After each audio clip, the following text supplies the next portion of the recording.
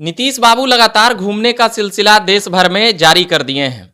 लखनऊ से बंगाल और बंगाल से दिल्ली तक की खबरें क्या कुछ चल रही है विपक्षी एकता के नाम पर, ये सारे लोग जान रहे हैं। उसी के नियमित अभी मैं बात कर रहा हूं वरिष्ठ पत्रकार धीरेन्द्र जी से। समझूंगा कि नीतीश बाबू जो लगातार जो दौरा कर रहे हैं, अब इसको किस रुख में और कैसे देखते हैं।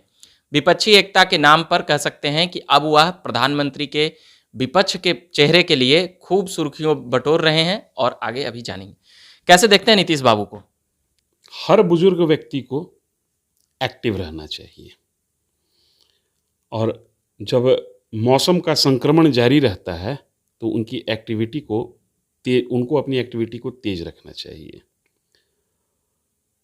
70 पार कर चुके हैं नीतीश कुमार, और उनके जो कथित भतीजा हैं वो उनको रिप्लेस करने के लिए बेताब हैं। 2022 में चचा भतीजा की 2022 अगस्त में चचा भतीजा की जुगलबंदी हुई, और उसी समय से भतीजा और भतीजा के समर्थक लोग बार बार कह रहे हैं कि चचा अब दिल्ली जाइए। चाचा ने, नीतीश कुमार ने कई बार कहा कि मैं दिल्ली का दावेदार नहीं हूँ।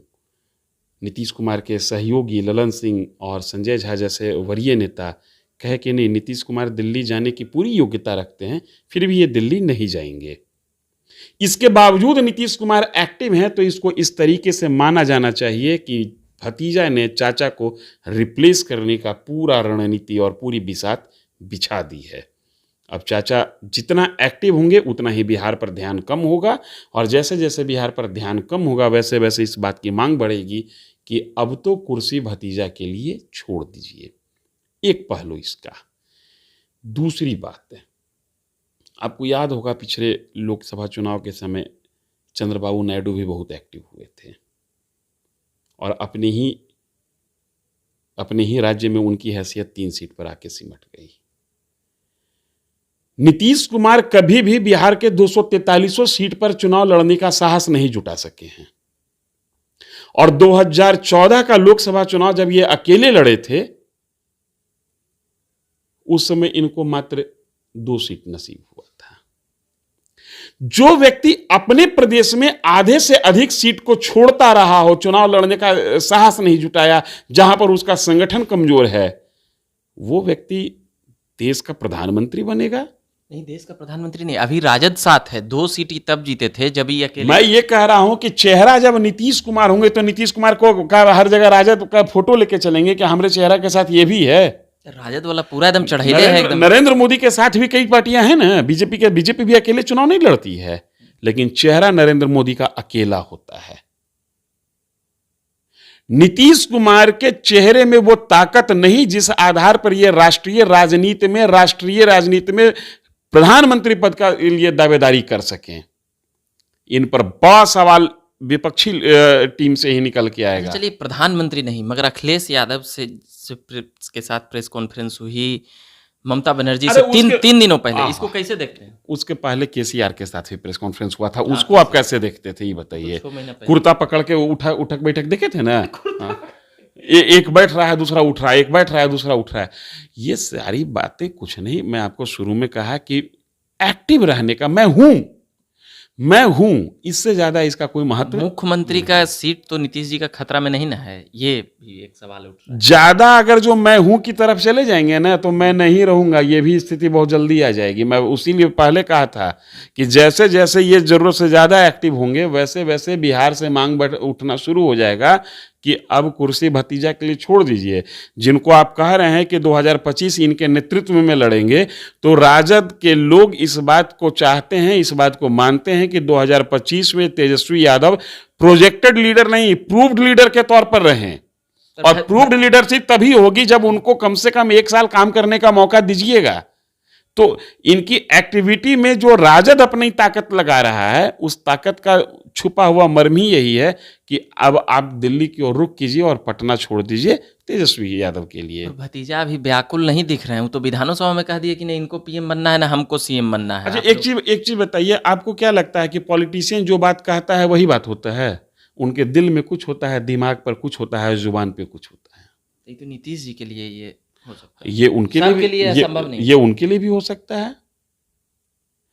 अरे भाई इधर ईडी सीबीआई वाला मामला थोड़ा तेज हो गया, तो भतीजा और भतीजा का खेमा थोड़ा शांत है। जैसे ही इस शांति थोड़ी दिन तक अस्थायी हो जाएगी वैसे ही शुरू हो जाएगा। और दूसरी बात है, ये हकीकत भी है कि नीतीश कुमार अगर राष्ट्रीय राजनीति में जरूरत से ज्यादा एक्टिव होते हैं, विपक्षी लामबंदी से लेकर नरेंद्र मोदी को परास्त करने के लिए रणनीति बनाएंगे, तो ये पटना से हैंडल होने वाली बात नहीं है। वो 24/7 अटेंशन चाहेगा, क्योंकि जिस व्यक्ति के खिलाफ आप एक्टिव हो रहे हैं वो 26 घंटा काम करता है, 24 घंटा का दिन रात है, वो 26 घंटा काम करता है।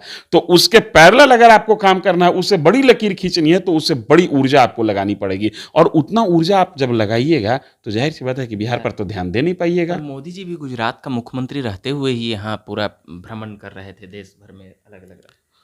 मोदी जी राष्ट्रीय पार्टी के नेता थे। आपको याद होगा कि कैलाश जी का देहांत हुआ था, स्वर्गवास हुआ था। नीतीश कुमार से उस समय मोदी जी का विरोध चल रहा था। राज्य सरकार मोदी जी को नहीं पसंद करती थी, उसके बावजूद वो अपने पूर्व राज्यपाल के पार्थिव शरीर पर पुष्पांजलि अर्पित करने के लिए आए। इसलिए आए कि वो राष्ट्रीय दल है, उनका व्यक्ति, उनकी टीम का हर व्यक्ति, कोई ना कोई व्यक्ति हर जिले में हर जगह मौजूद है। इनके पास क्या है? बिहार के 29 जिला में कायदे से तो है ही नहीं है, देश भर में कहाँ से रहेंगे? तो इनको तो बड़ी ज्यादा ताकत लगाना पड़ेगा ना। और इनकी स्थिति क्या है?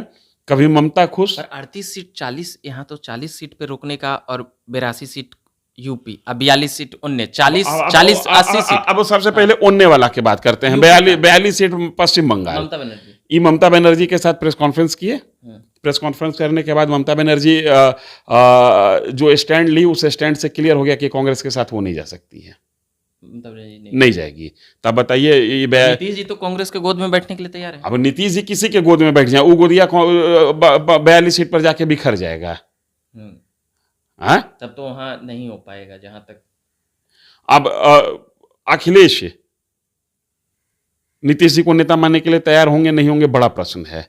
अरविंद केजरीवाल उजन में लिया है राष्ट्रीय नेता के तौर पे,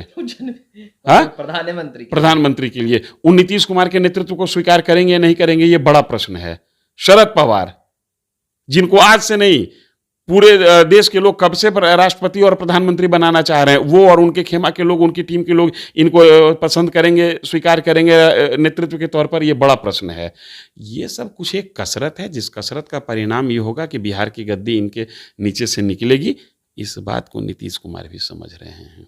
आप देखिएगा बड़ी जल्दी इस कसरत में शिथिलता आ जाएगी, क्योंकि नीतीश कुमार बिहार की कुर्सी छोड़कर दिल्ली की कुर्सी की ओर रुख नहीं कर सकते हैं। दुविधा में दो गए, माया मिली ना राम। तो इनको एक जो पकड़ाया हुआ है, उसको माया कहिए या राम कहिए, उसको छोड़ के दूसरे। इसकी संभावना देखते हैं कि अब नीतीश जी भाजपा के साथ, क्योंकि भाजपा तो अपना डोर बंद कर चुकी है जहां तक वो कह रही है। इसकी ये तो पिछली बार भी भाजपा डोर बंद कर चुकी थी। नीतीश कुमार के लिए हमारे यहाँ कोई जगह नहीं है, और नीतीश कुमार ने कहा था कि हम मिट्टी में मिल जाएंगे, भाजपा के साथ नहीं जाएंगे। उसके बाद दोनों अपने जगह पर, ये भी मिट्टी में नहीं मिले। में इसकी संभावना समझते हैं। राजनीति में संभावनाएं कभी खत्म नहीं होती, और राजनीति में कोई भी संबंध अस्थायी नहीं होता, ना दोस्ती ना दुश्मनी, हमेशा एक दरवाजा खुला रहता है। राजनीति का अल्टीमेट, इस बार तो अमित शाह प्रण लिए हैं पूरा भाजपा कार्यकर्ताओं के साथ। पिछली बार भी प्रण लिया जाता है भाई, प्रण लेना और प्रण अभी लिए। कल एक व्यक्ति, एक मेरा मित्र है, वो शराब पीता था, उसको कई लोग समझाया कि शराब मत पियो, छोड़ दो। कहा कि ठीक है, छोड़ दिए। फिर शाम में पीने लगा, तो कहा कि फिर पीने लगे, कहा कि उस समय छोड़ दिए थे ना, अब शाम में 2 घंटा बाद छोड़ देंगे। तो ये प्रण लेना और छोड़ना, ये माने ऐसा थोड़ी है कि इनको प्रण छोड़ देंगे तो इन पर एसिड की बारिश हो जाएगी या ये भस्म हो जाएंगे, ऐसा मामला तो है नहीं। ये अपनी सुविधा के अनुसार अपने कार्यकर्ताओं को खुश करने के लिए इस तरीके का बयान दिया जाता है और लोग देते हैं। इसका दूरगामी महत्व नहीं होता है। मोटा मोटी तौर पर यह मान लीजिए कि राजनीति में न किसी के लिए अस्थायी तौर पर दरवाजा बंद होता है और न किसी के लिए अस्थायी तौर पर दरवाजा हमेशा खुला रहता है। अच्छा, मतलब इसका परिणाम हम यही समझे कि नीतीश जी ज्यादा दिल्ली, बंगाल, लखनऊ करेंगे तो उनका मुख्यमंत्री का खतरा सीट हो जाएगा। ये खेला तो यही है, खेला यही। तो ये बात कर रहे थे हम, नीतीश बाबू जो लगातार विपक्षी एकता के नाम पे घूम रहे हैं, उनका मुख्यमंत्री का कुर्सी भी खतरे में आ सकता है। ये इसी के लिए हम एपिसोड अभी बनाए थे। बाकी मेरा नाम रविकांत हुआ, हमारे बगल में सीनियर पत्रकार धीरेन्द्र जी हमारे साथ थे। बाकी आप बने रहिए झकास भारत पर।